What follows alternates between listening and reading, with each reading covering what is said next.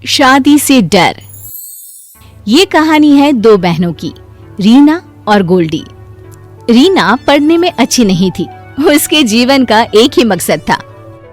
माँ देखो ना, कोई लड़का हो तो मेरी शादी करानी है या नहीं करानी, देख लो वरना मैं ही देख लूंगी कैसा सा भी। अरे बस कर रीना, क्या लगा रखा है शादी शादी।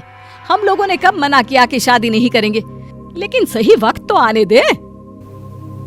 दीदी रोज तो पापा लड़का देख ही रहे हैं, अब कोई अच्छा नहीं मिल पा रहा है तो क्या करे, कहीं भी तो नहीं कर सकते ना। अरे चुप कर तू, सारा दिन तो लगी रहती है किताब के बीच, तुझे कैसे पता कि क्या होता है शादी ब्याह। देखो माँ, मुझे किसी परफेक्ट से शादी नहीं करनी। अरे जैसा तैसा कोई भी चल जाएगा, फिर मैं कौन सी हुस्न परी हूँ। अरे शादी करा दे बस। अरे मेरी सारी सहेलियों की हो गई है शादी। माँ पिता से रीना की सारी बात बताती है। देखो जी, अब जितने रिश्ते हैं हाथ में दिखा दो, वो जो फाइनल करे कर दो शादी।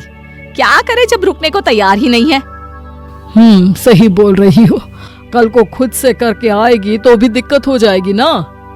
पिता रीना को दो चार रिश्ते दिखाते हैं और रीना बिना किसी को ठीक से देखे ही ये वाला ठीक है, इसे ओके कर दो।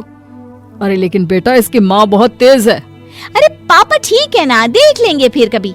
माँ तेज है तो रहने दो, वैसे भी कितनी जीती है आजकल की बुढ़िया।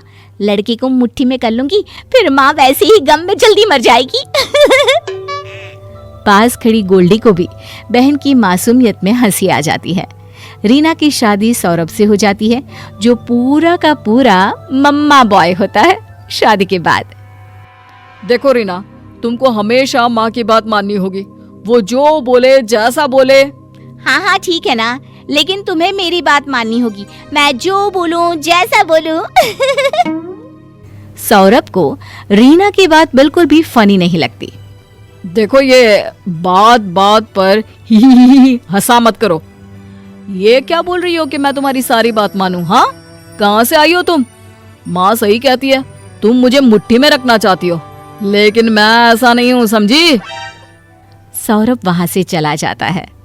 रीना सोचती ही रह जाती है कि वही आखिर हो क्या गया। अरे रीना, क्या बात है, क्यों सौरभ को परेशान कर रही हो? जानती हो ना, सारा दिन दफ्तर में काम करता है, थक जाता है। हम लोग तो उसे कुछ नहीं कहते। दरअसल सास देख लेती है कि सौरभ वहीं खड़ा है, लेकिन सौरभ के जाने के बाद देख रीना, तू ये ना समझ कि मेरा बेटा मुझे कुछ नहीं बताएगा। वो एक एक बात मुझे बताकर चलता है। और हाँ, ये सारे गहने मुझे दे दे और घर का काम करने लग। रीना रोने लगती है। वो सौरभ को सारी बात बताती है, लेकिन फिर तुम माँ की बुराई कर रही हो? अरे क्यों समझती हो अपने आप को? क्यों बार बार हम लोगों का घर तोड़ने में लगी रहती हो? माँ, अरे माँ जरा कमरे में आओ तो। सास भी पीछे से बेटी की आवाज सुनकर आ जाती है। अब क्या कहा इसने? अभी सबक सिखाती हूँ मैं इसे। सास बहू को एक कमरे में बंद कर देती है और फिर ना उसे खाना देती है ना पानी, और उसे घर का सारा काम करने को मजबूर कर देती है। मुझे भगवान के लिए मेरे मम्मी पापा के घर जाने दे, मैं वादा करती हूँ किसी से कुछ नहीं कहूँगी, प्लीज। जा, लेकिन आते वक्त वहाँ से 50,000 लेकर आना। किसी तरह सास के चंगुल से निकलकर घर पहुँचती है। सभी रीना की हालत देखकर परेशान हो जाते हैं। क्या हुआ मेरी बच्ची को? अरे बेटा, ये हालत कैसे हो गई? माँ तो सही कहती थी, घर देखकर शादी करना जरूरी है। अरे वो लोग इंसान नहीं, जल्लाद है जल्लाद। उन लोगों ने मुझे मारा, कमरे में बंद कर दिया, खाने को भी कुछ नहीं देते थे और मुझसे घर का सारा काम करवाते थे। ये कहते कहते सीमा रोने लगती है। सामने खड़ी होती है गोल्डी, सीमा की छोटी बहन। वो बहन की ये हालत देखकर रोने लगती है। अरे मत रो गोल्डी बेटा, दीदी अब हम लोगों के पास आ गई है ना, अब कुछ नहीं होगा उसे। पिता रीना के ससुराल में जाते हैं, जहाँ साथ में जाती है छोटी बहन। क्या बात है भाई साहब, बहू लेकर नहीं आए आप हमारी? और वो 50,000 कैश में देंगे या अकाउंट ट्रांसफर? हाँ? शर्म आनी चाहिए आपको, कोई एक मासूम सी बच्ची के साथ ऐसा व्यवहार करता है क्या? हाय रे, कैसा व्यवहार! अरे क्या बात किए जा रहे हैं आप? वही जो आप सुन रही हैं। दीदी के साथ जो जो व्यवहार आप लोगों ने किया है वो सब उन्होंने पुलिस को बताया है। अब तो आप लोगों की खैर नहीं है।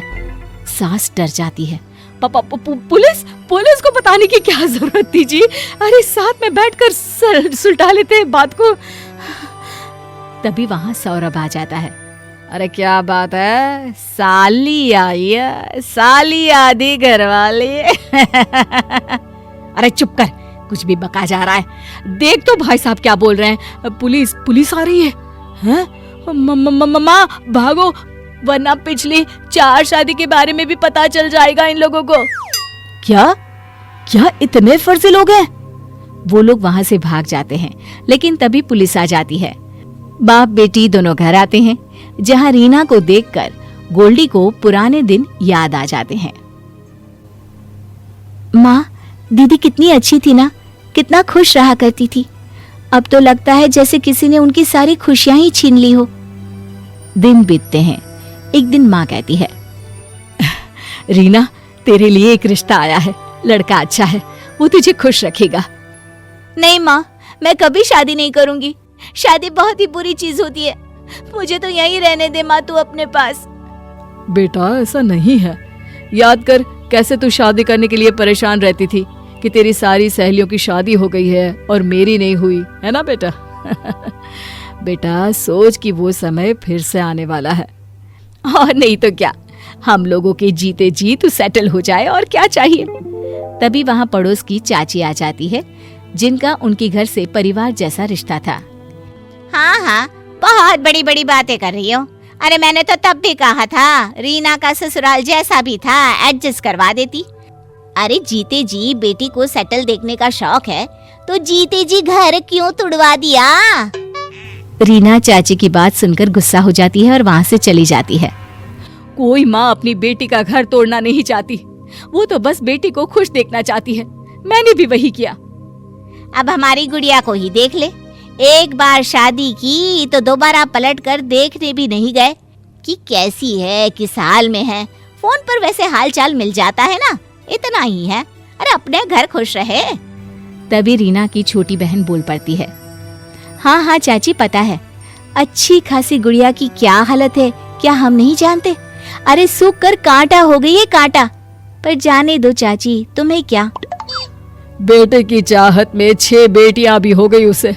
अरे कितनी अच्छी सी थी गुड़िया, पढ़ने में होशियार, खुश मिजाज, लेकिन आप लोगों ने तो उसे अधमरा कर दिया।